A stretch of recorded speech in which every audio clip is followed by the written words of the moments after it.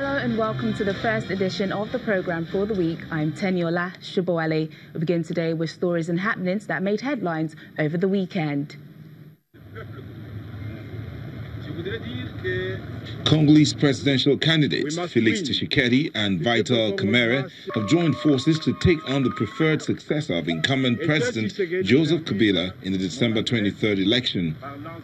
55-year-old Felix Tshisekedi is the president of Congo's largest opposition party, the Union for Democracy and Social Progress. He says he would select 59-year-old Kamerhe as his prime minister if he wins the vote. In return, he would back a candidate from Kamerhe's Union for the Congolese Nation Party in the 2023 presidential election.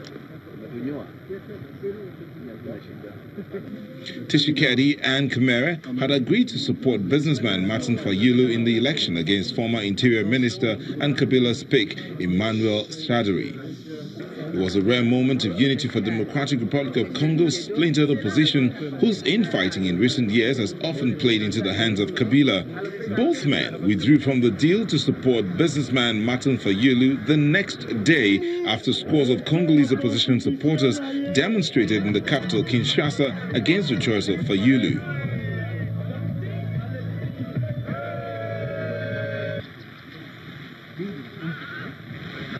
At least 29 people are now known to have died after a cruise boat carrying partygoers capsized on Lake Victoria on Saturday.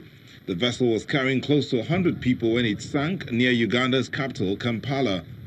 Deputy Police spokesman Patrick Oyango said overloading and bad weather caused the accident.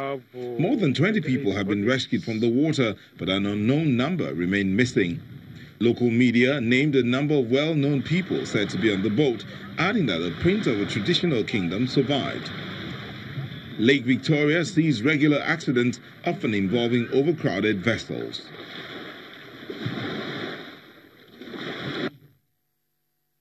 On Saturday, Zimbabwe's President Emmerson Mnangagwa announced that former President Mugabe is unable to walk because of ill health.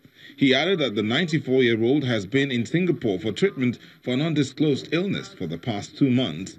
Despite being unable to walk, Mr. Mnangagwa said the former leader was feeling better and would be back in the country next week. The former president had made several medical trips there towards the end of his time in power. In November last year, Mr. Mugabe was ousted following the intervention of the army after ruling for 37 years. Mr. Mugabe first served as prime minister, then as president. He led the movement for Zimbabwean independence. And why have I remained so long, alone and alive?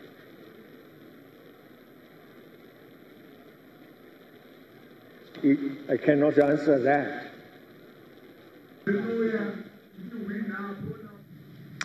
Meanwhile, Ugandan police say the death toll from the boat accident on Lake Victoria has risen to 33. Survivors recounted their ordeal, describing moments of heavy drinking before the vessel slammed by powerful waves, tilted and sank. The Saturday evening tragedy occurred hundreds of meters offshore as the boat was en route from one beach to another in Mukono district near the capital, Kampala. President Yoweri Museveni blamed overcrowding for the disaster as the vessel was designed to carry 50 people, but is reported to have been carrying 120 passengers. The president added that the operators of the unlicensed vessel would be persecuted. This is the second deadly accident to happen on Lake Victoria in as many months. In September, more than 200 people died when an overloaded ferry sank on the Tanzanian side of the lake. Al-Shabaab gunmen and a suicide car bomber have struck a religious center in central Somalia, killing a cleric and at least 14 of his followers.